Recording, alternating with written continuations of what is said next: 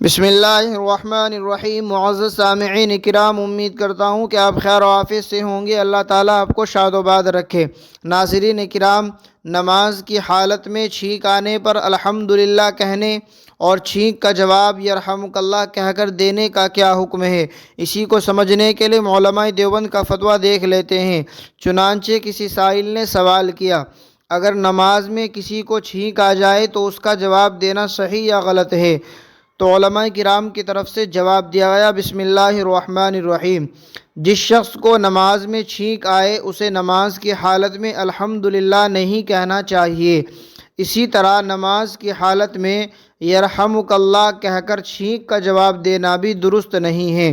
البتہ نماز کی حالت میں چھینک آنے پر الحمدللہ کہنے سے نماز فاسد نہیں ہوگی، لیکن دوسرے شخص کو چھینک آنے کی صورت میں اگر کوئی نمازی نماز کی حالت میں یرحمک اللہ کہہ کر جواب دے دے تو اس کی نماز ختم ہو جائے گی، فاسد ہو جائے گی، ٹوٹ جائے گی۔